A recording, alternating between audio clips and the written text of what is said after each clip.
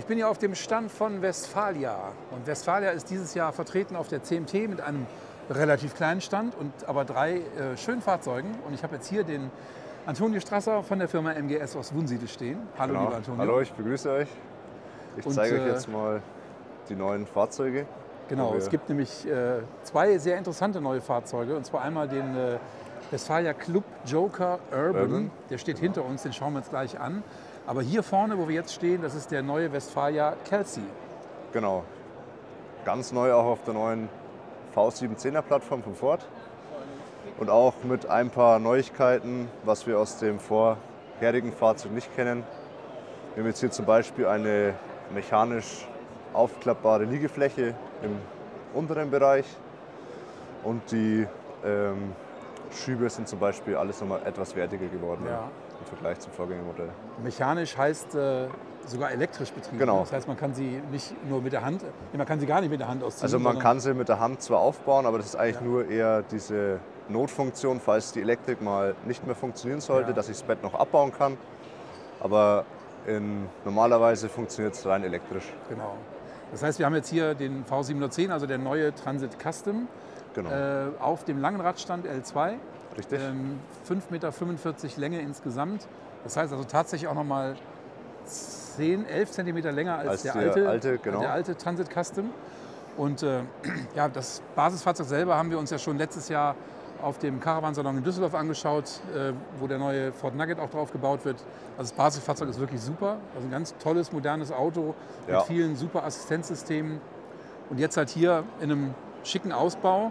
Und vielleicht kannst du uns kurz mal erklären, was wir an dem Fahrzeug so Besonderes haben. Genau. Also wir haben hier auch immer ein paar versteckte Kleinigkeiten. Hier zum Beispiel die Geschirrablage oder die Spülenablage kann ich dann hier als Ablage außen anbringen. Dann habe ich hier nochmal eine zusätzliche Ablagemöglichkeit für Tassen, wenn ich zum Beispiel davor sitze.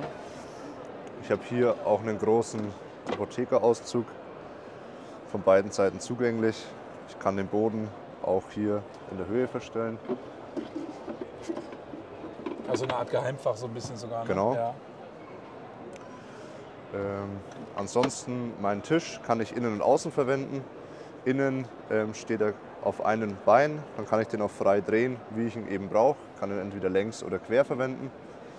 Oder eben, wenn ich draußen sitze, brauche ich keinen extra Tisch, sondern kann den dann auch gleichzeitig außen mit verwenden.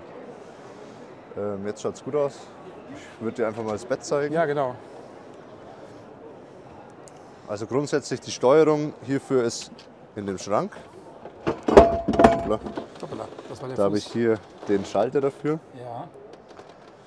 Und dann gehe ich mal. wichtig ist, der Fahrersitz muss immer ganz vorne sein, Okay. weil das Bett nochmal da gestützt wird. Ah, der muss auch nicht gedreht werden. Nee. Also das Bett liegt dann quasi hier nochmal mit auf, um halt eben. Und jetzt wie von Zauberhand wird das Bett herausgefaltet.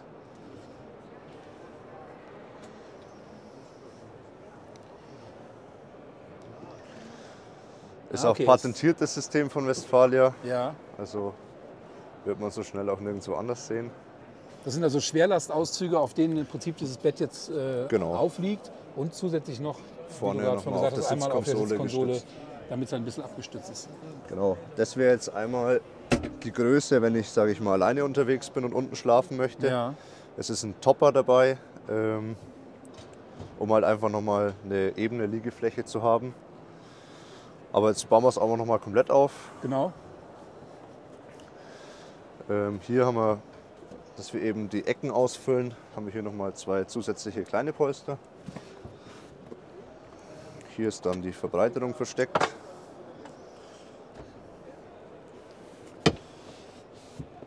So, und dann haben wir jetzt in der Sitzbank hier noch mal 3 Reißverschlüsse, wo dann unsere Verbreiterung quasi versteckt ist. Ah, mit dem Fuß, den man ausklappen kann, okay. Das Ganze haben wir hier 3-mal. Nummer 2. Und hier die Nummer 3. Allerdings lege ich erstmal das hier vorne drauf. Ja. Kommst du nicht mehr das durch. vordere Teil ist quasi verstaut hier als Sitzpolster für die Toilette. Toilette, genau. Das nehme ich dann quasi von der Toilette versteckt, alles klar. Und lege das hier einmal drauf. Okay. Und jetzt kommt die dritte Auflage raus. Genau, und hier habe ich dann eben das Polster, das quasi hier hinter verlagert wird.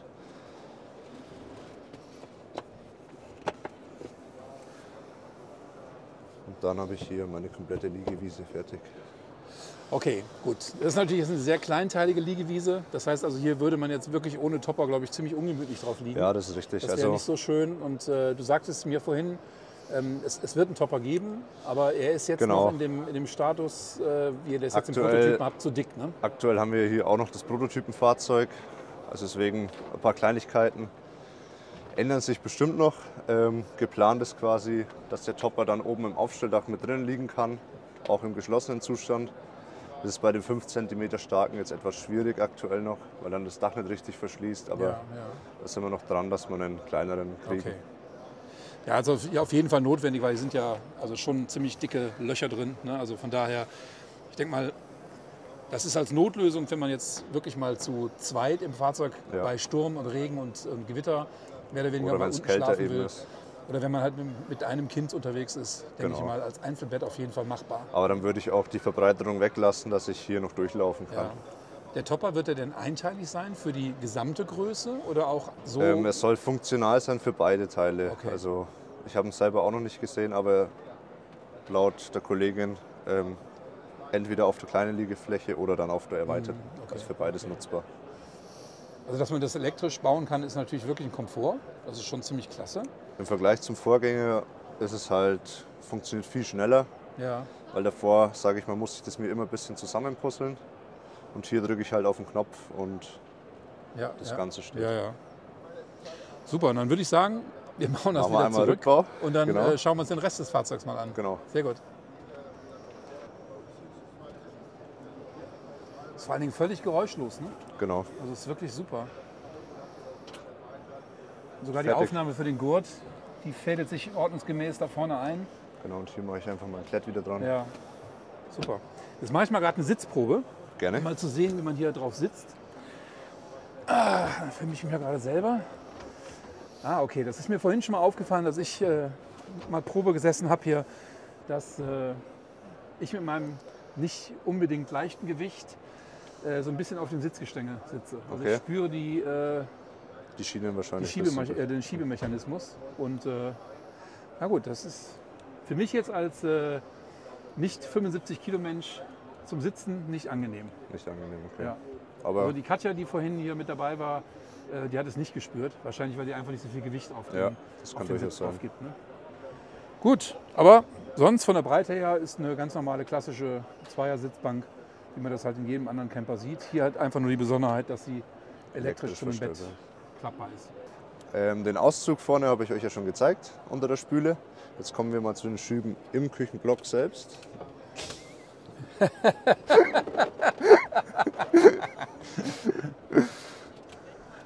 Warum hängt denn der jetzt? Ja, wir haben gerade schon mal gezeigt, es ist einfach ein Messefahrzeug. Die Leute drücken und klappen überall dran rum. Es ist völlig in Ordnung.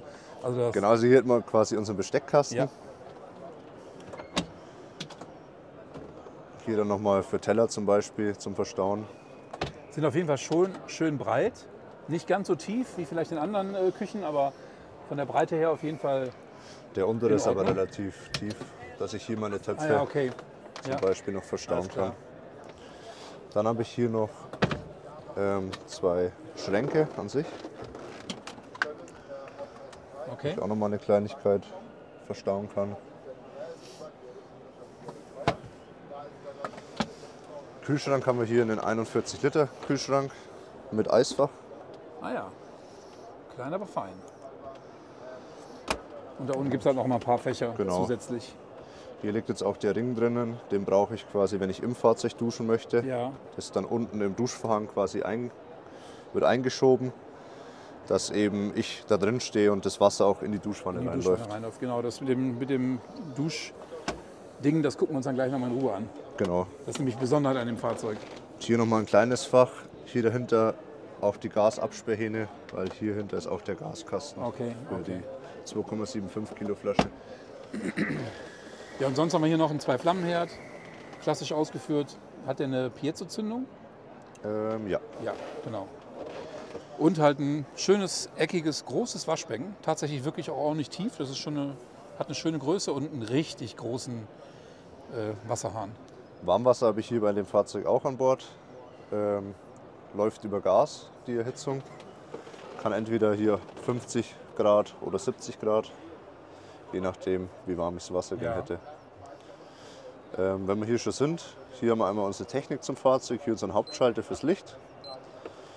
Hier wäre eine Option, wenn ich eine Außenbeleuchtung anbaue, dass ich die hier rüber steuern kann.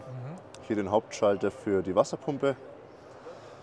AUX wäre zum Beispiel, ist hier jetzt auch nicht belegt, wenn ich ein Radio über den Stand laufen möchte, aber das funktioniert mit dem serienmäßigen nicht.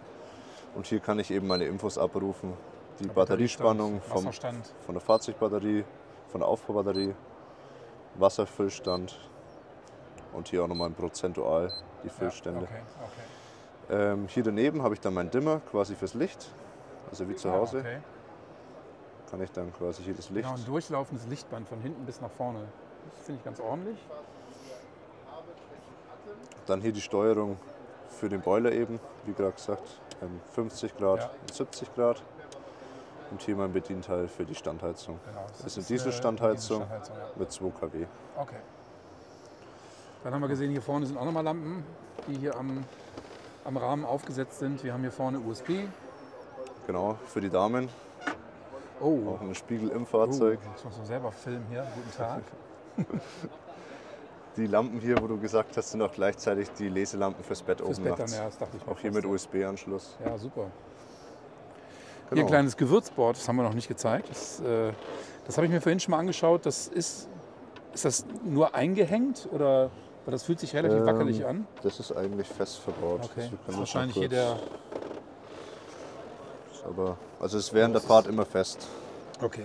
Kann sein, dass es noch, also jetzt ist es noch ein bisschen wackelig, aber kann sein, dass in der Serie dann noch mal ein bisschen fester wird. Muss man natürlich überlegen, was man da wirklich oben reinstellt während der Fahrt, dass die Sachen dann nicht rausfliegen. Da wird man wahrscheinlich eher die Sachen im Schub lagern und wenn man dann am Campingplatz steht oder am Stellplatz, dann baut man das ein. Genau. Ja, dann zeig uns doch nochmal die Besonderheit des Fahrzeugs, nämlich wir haben hier eine feste Toilette verbaut und auch eine Dusche. Also zum einen haben wir hier, wie vorhin schon gesagt, das Kissen gelagert für die Verbreiterung. Ja. Kann ich dann auch hier als Sitzbank nutzen. Zum Beispiel früh beim Zähneputzen kann man sich hier etwas hinsetzen oder wenn man sich umzieht. Wenn ich die Toilette nutzen möchte, muss ich das Kissen einmal abnehmen und kann das hier hochklappen. Dann habe ich hier meine Toilette, klassische Chemietoilette. Ja. Genau. Das mit dem Brett ist ja das, was die Nugget Plus-Fahrer immer bemängelt haben, dass es das vom Werk aus nicht als Zubehör gab oder zumindest auch nicht als Nachrüstkit gab. Aber ich sag mal, die ganzen Ford Nugget-Händler, die so ein bisschen technisch begabt sind, die bieten sowas ja als Nachrüstlösung an. Genau. Mit ganz vielen tollen Lösungen. Von daher, wir haben ja bei uns die Chemietoilette rausgeschmissen, dann haben wir eine Trockentrenntoilette eingebaut. Das könnte man hier natürlich auch machen, weil diese Tedford Banktoilette, die kann man jederzeit ersetzen gegen eine Trockentrenntoilette und dann vielleicht sogar den Schrank vorne noch schließen. Ja. Gibt es, glaube ich, auch für die ein Inlay, dass ich es einfach umrüsten kann, Umrüstsatz. Hier haben wir nochmal einen großen Schrank. Zum einen ist hier das Tischbein verstaut und ich hätte hier auch nochmal einen Vorhang, um den Bereich ein bisschen abzutrennen. Wie beim Nugget gibt es ja den auch. Ja. Und wir können hier auch die Böden rausnehmen, dann hätten wir quasi einen Hängeschrank. Ja. Das ist natürlich jetzt ähnlich wie beim Nugget, relativ wenig Stauraum, finde ich. Ja. Also für Bekleidung oder auch für Lebensmittel muss man wirklich überlegen, wo man die Sachen unterbringt. Man kann sicherlich Lebensmittel hier in dem Schrank in der Küche verstauen. Wenn ich jetzt überlege, wir haben unter dem Kühlschrank ja noch Fächer. Genau, wir haben die 2 Fächer noch. Da kann man ein bisschen Klamotten reinpacken. Wir hätten hier noch mal ein kleines Fach, an der Seite, aber auch nur, sag mal, für Gewürze. Oder für Unterwäsche, Socken, sonst irgendwas. Ja, das ist ein bisschen der Nachteil zum Generation 1, sage ich jetzt mal. Das ist quasi der erste. Ja. Weil da hatte ich unter der Sitzbank noch ein Staufach. Ich habe hier zwar noch 2 kleine, aber nicht mehr ganz so groß wie im Vorgänger. Ja. Aufgrund der Technik für die Sitzbank. Ja, okay, gut. Und da müssen wir halt schauen, vor allen Dingen, weil der Wagen ja eigentlich auch durchaus mal für die Familie mit 2 Kindern gedacht sein könnte, gerade wegen des Bettes hier unten. Da wird es natürlich knapp mit dem Stauraum. Da muss man dann vielleicht mit irgendwelchen Boxen noch arbeiten, die man noch irgendwo unterbringt. Aber gut, das muss ja jeder für sich selber wissen. Sag mal, jeder Camper findet irgendwo Lösungen, die für ihn am besten passen. Genau. Aber wir haben in dem Fahrzeug noch eine Besonderheit. Neben der Toilette haben wir hier im Boden eine Duschtasse. Also wir können auch hier im Fahrzeug duschen mit einem Duschvorhang. Der Duschvorhang ist jetzt hier verstaut. Ich habe an den Duschvorhang hier diese Druckknöpfe und die mache ich quasi um mich selbst rum, wenn ich hier drinnen stehe. Einmal hier dran klicken und dann kann ich im Fahrzeug auch duschen. Okay. Aber ich sag mal, es ist mehr eine Notlösung.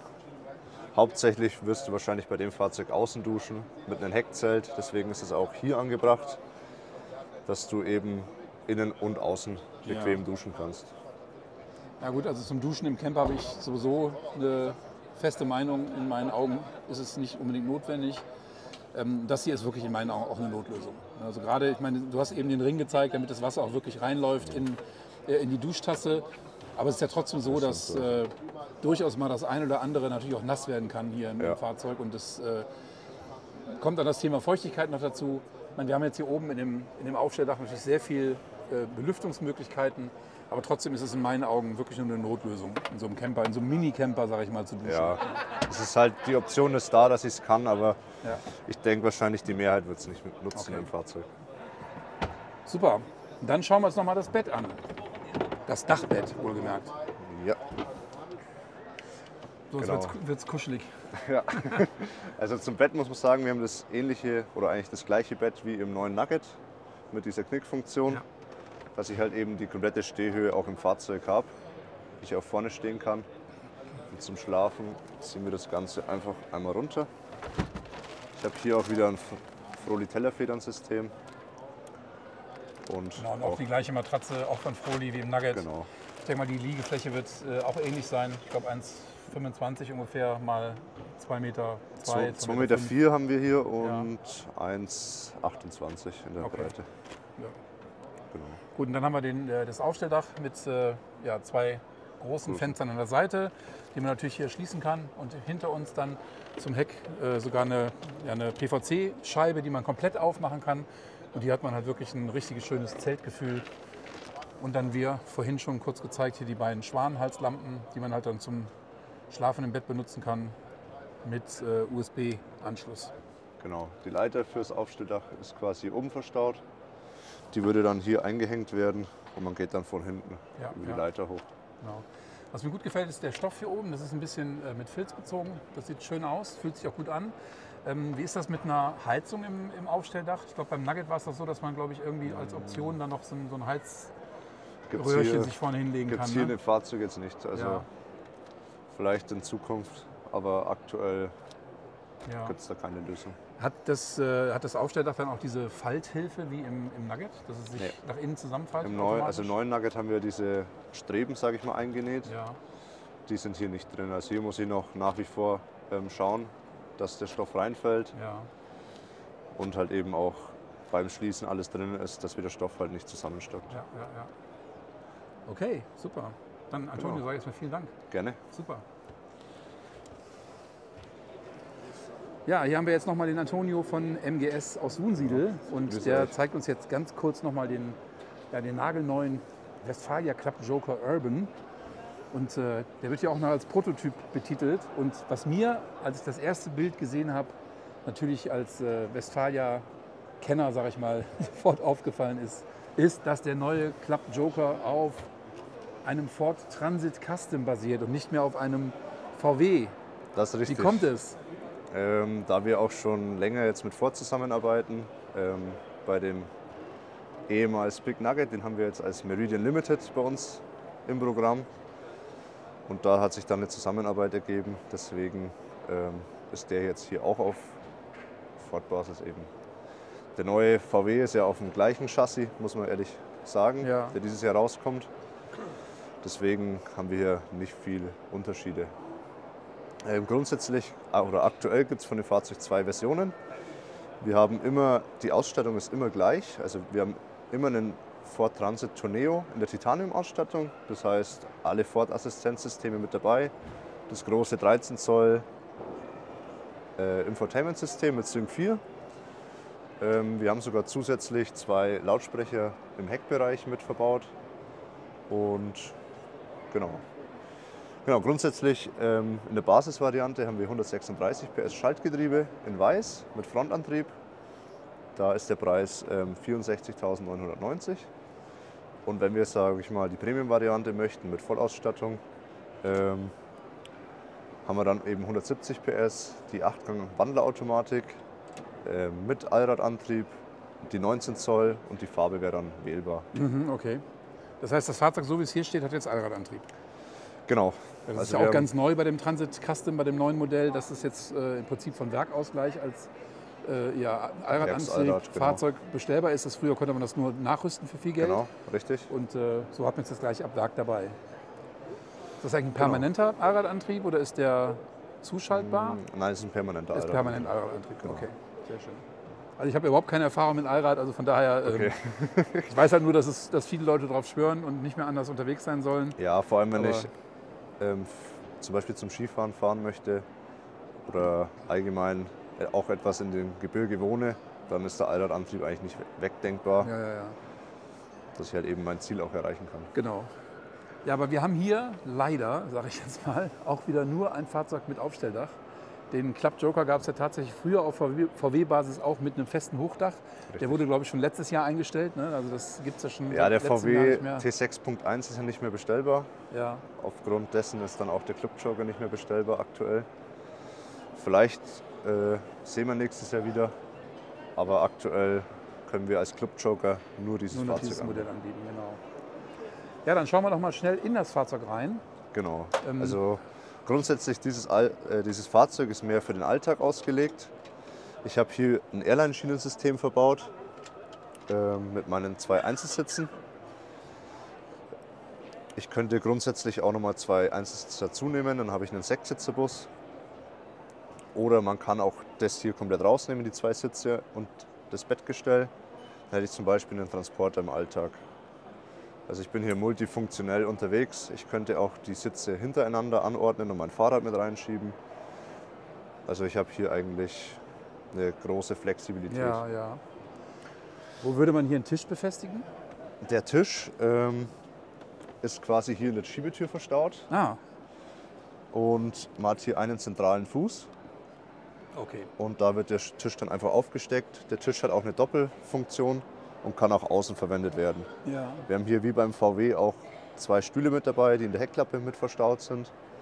Und so habe ich eigentlich gleich mein komplettes oder mein wichtiges Campingzubehör mit dabei und muss das nicht nochmal extra im Fahrzeug irgendwie verstauen. Okay. Genau, dann haben wir hier einmal die Küche. Wir haben hier einen Einflammenkocher. Ja, dafür eine Dose Suppe reicht das aus. Auf Reicht's jeden Fall, aus. Ne? Man kann auch ein One-Pot-Gericht mal drin machen. Hier unser Waschbecken. Und hier haben wir noch mal ein kleines Staufach, was relativ tief ist. Und hier noch mal ein kleines Gewürzfach. Ah ja, okay. Genau. Also Platzangebot ist auch relativ überschaubar, ähnlich wie in Westfalia Kelsey. Hier halt, wie gesagt, ich meine, du hast ja auch gesagt, es ist eher für den urbanen Bereich gedacht als Alltagsfahrzeug, wo man dann auch mal ein Wochenende übernachten kann. Ne? Richtig. Genau. Also hier, mit dem fahre ich eher mal ein Wochenende spontan irgendwo hin. Ich sag mal, alles, was über eine Woche geht, wird dann schon schwierig. Hier müsste ich dann mehr mit Euroboxen arbeiten, dass ich halt alles irgendwo verstaut bekomme. Ja, genau. Hier vorne haben wir dann unseren Besteckkasten. Einmal. Hier drunter haben wir dann noch mal eine kleine Ablage, zum Beispiel auch noch mal für Gewürze. Und in der Ablage haben wir unseren Auszug von der Kühlbox. Die Kühlbox hat jetzt 25 Liter Fassungsvermögen und kann auch rausgenommen werden. Genau. Also ist dafür gedacht, zum Beispiel wenn ich am Strand fahre, dann nehme ich die Kühlbox einfach mit, habe meine kühlen Getränke dabei. und bin ja, somit flexibel. Ich finde es auch gut, dass man dann auch durchaus mal, wenn es denn mal einen Defekt geben sollte, dass man es relativ einfach austauschen kann. Genau. Oder man halt Bedarf hat, vielleicht ein anderes Modell zu nehmen, was halt reinpasst in diese Luke. Dann ja, oder ich es im Alltag einfach nicht brauche, dann hätte ich hier nochmal ein großes Staufach, wo ich einfach zum Beispiel noch was unterkriegen würde. Ja, oder man kann sie auch vielleicht sogar hier im Fahrzeug irgendwo unterbringen, wenn man das halt als Staufach benutzt. Ich könnte hier zum Beispiel meine Schlafsachen, Schlafsäcke, Decken, alles reinschmeißen. Sehr gut. Und hier unten haben wir auch nochmal ein kleines Fach. Zum Beispiel jetzt hier für Töpfe oder Pfannen. Ah ja. Genau. Ja, und jetzt haben wir hier in dem Fahrzeug natürlich zum einen ein Aufstelldach mit einem Bett oben drin. Ja. Ich denke mal, das müssen wir jetzt nicht unbedingt zeigen. Das ist genau wie beim das ist genau das gleiche Kelsey. System. Genau, nur ist es halt so, das seht ihr ja schon, dass das Dach hier andersrum angeschlagen ist. Das heißt, es geht im vorderen Bereich hoch. Und ich habe auch schon gesehen, der Knick hier vorne im Bett ist auch genau wie beim Nugget oder beim Kelsey. Aber wir haben hier hinter der Sitzbank noch ein Bett. Genau. Gehe ich mal von außen. Das schauen wir uns jetzt auch nochmal an. Hier unten noch ein Zusatzbett. Allerdings brauche ich hier beide Sitze. Also die Sitze brauche ich immer dazu zum Aufbauen, weil das Bett quasi da aufliegt. Also ich klappe die Sitze einmal um. Hier an der Seite die Entriegelung.